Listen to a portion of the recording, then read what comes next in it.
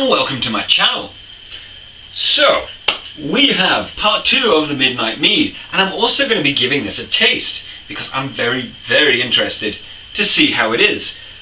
And yeah, so just as a quick recap, I took this relatively cheap honey, which I got in Aldi or Lidl because I always get those confused, and it's like £1.30 a jar. I mean, it's not expensive, and I burnt it beyond all recognition past any other mead that I've done, because as funny enough, I've used the same honey to make different meads, and they all taste pretty much unique, considering it started with the same material. The addition I added to this one was a little bit of vanilla, a vanilla pod, and I'm really interested to see. So I'm also going to be doing a little side experiment, because it's also a good plan. I like to experiment, as well you know. So I have these little glass bottles which I'm going to be bottling in, and I've got 2 litres worth of these little glass bottles, and I'm also going to be putting 2 litres into this plastic bottle.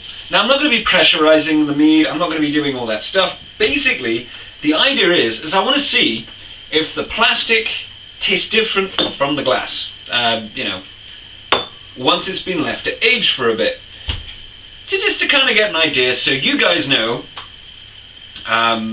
is there flavour changes, I mean what percentages there is, I just don't know. So I'm going to go grab a hydrometer and we're going to see what we ended up with.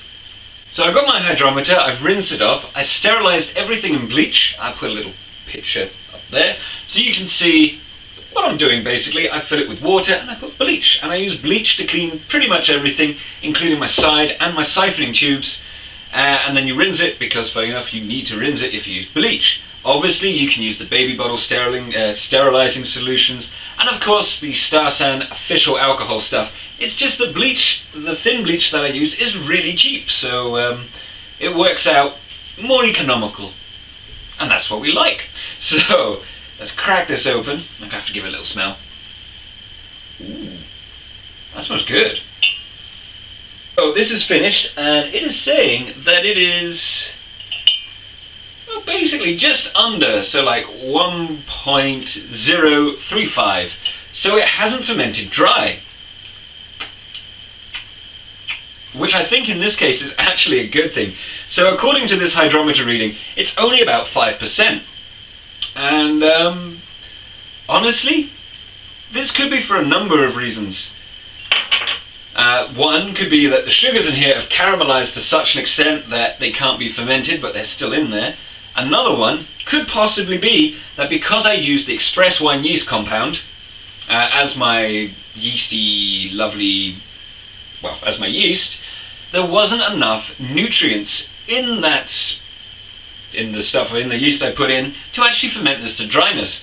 So if you have an idea of what it could be, put a comment down in the things down below, you know, the comment thing below, yeah, and let us know, because it's all about learning and a bit of fun. To be fair though, I don't think that that is a bad thing. Just that little taste, it's got a really burnt-ish taste. It is burnt, so, but I'm gonna have to try a glass. I mean, I've got my glass ready, I really want to try this. So what I'm going to go ahead and do, stick this back on temporarily.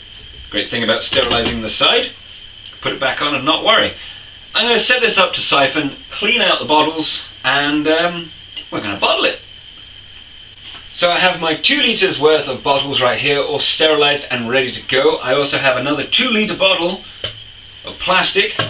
I have a spare one, just in case there's extras, because it is 4.5 litres. It's going to be a bit of waste, and I've also got my glass because I really want to try some. So basically I'm just going to be bottling up, so out this comes. I'm not going to add any preservatives, mainly because I've been very OCD with the sterilisation, so I'm just going to make a vacuum quickly to get my siphon, and it is a beautiful colour. So just pop this down lower than that, and there we go. Dropped a bit on the floor, it's looking pretty dark, so just lift this up slightly. Ta-da! And I'm going to keep going until this is done. So I will see you once this is finished. Check that out. I mean, it is that dark, but it can be seen through now, that it looks purple, maybe red. I mean, that's pretty cool. So we finished bottling. Lovely, lovely. And I've got my 2 test bottles. I've got my 2 litres of the Midnight Mead, as you can see in that, in my plastic bottle, which is actually dyeing the bottle if you shake it.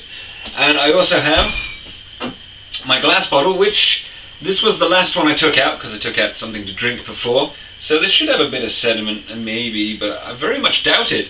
It was a very, very clean, and there seemed to be plenty of it.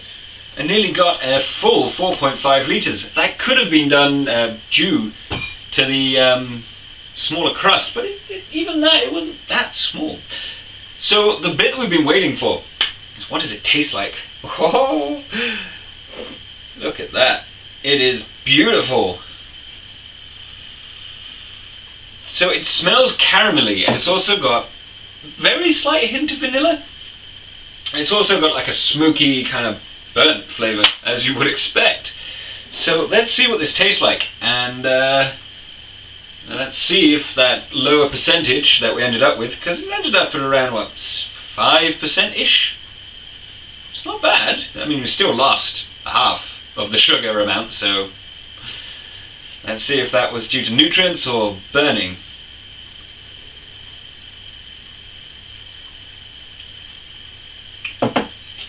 Ooh! Okay, so even though this still has a lot of sugar in it, according to the hydrometer, it tastes really dry, like really dry. The burnt notes aren't bad. I mean, it's a bit in your face, but it's not bad. I mean, I'm going to have to drink it again. I mean, this is the first time I've tried a burnt mead. Ever. I mean, I've never drank it out anywhere, and I haven't made it before, so I'm not quite sure what to expect.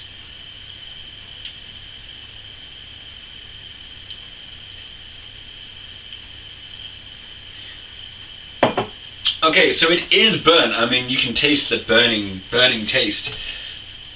The burning taste. It's not chili. Smoky and burnt, yet at the same time, it does have a sweetness to it. And I'm getting, it is nice. It's kind of molassesy as well, which I'm not entirely sure. But it doesn't taste sweet. So I've got an idea. So I've given my 1 heat teaspoon a couple of minutes just to make sure it's all in there and hopefully infused. And let's give this a go. Ooh, well, that is good. So, instantly, it is a change of flavour. This, this has a lot of sugar in it, that's what it says. According to the hydrometer, it's still sweet. It tastes bone dry, like really dry. Devil's butt crack dry. And on the other hand, I have added some sweetener to this, and it has completely changed. So that does make me wonder, is the hydrometer lying? I mean, I keep coming back to the same thing. Was it because the yeast didn't have enough nutrients? Which it should have had, because it's basically an all-in-one that you use with a clearing agent as well. Or was it just that burnt, that even though it's sort of like a carbohydrate, it's no longer fermentable sugars to the yeast? So once I've added this in, I mean, it has changed flavour completely. I've still got like the burnt taste, but it's really mellow right now.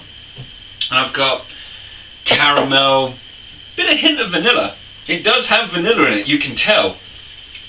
And the burnt taste has changed. It does have a slightly a burnt aftertaste, but in a really pleasant way.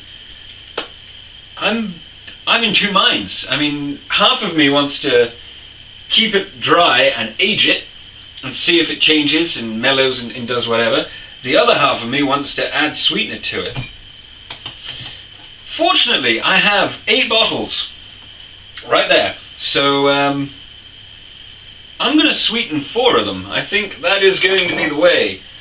And unlike doing the heat teaspoon in a tiny amount, I'm only going to put 1 teaspoon in these whole bottles.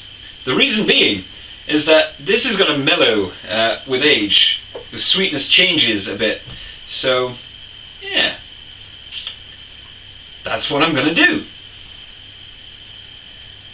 But I'm having to record this bit again because my camera went blurry, and I don't like it. It was really bad. Anyway, so I went ahead and put 1 heaped teaspoon of my sweetener into 4 out of 8 of these tiny little bottles. Now I've put little marks on them with the labels so I know which ones are sweet. I've also kept 4 of them which are unlabeled dry.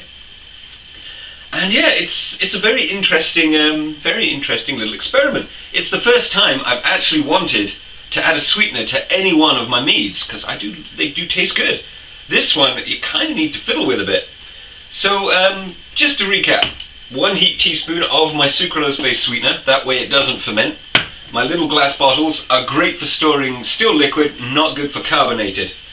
And we're going to find out in a couple of months about our little test here of using the 2-litre plastic bottle and the glass bottle. Now I'm pretty sure that the glass bottle is just going to taste the same. These are unsweetened, unrefined, they're just as they were. The plastic one, give it a couple of months and we're going to pull it out and taste it and see if we can taste a plasticky off taste or if it's gone horrible. So it's another little experiment within an experiment. Put these to one side. So I really hope you enjoyed this video. It is the first time that we've made brioche burnt mead, and the results have been rather surprising. So yeah. So don't forget to rate, comment, like and subscribe, and of course share. And I will see you in the next video, guys. Take care.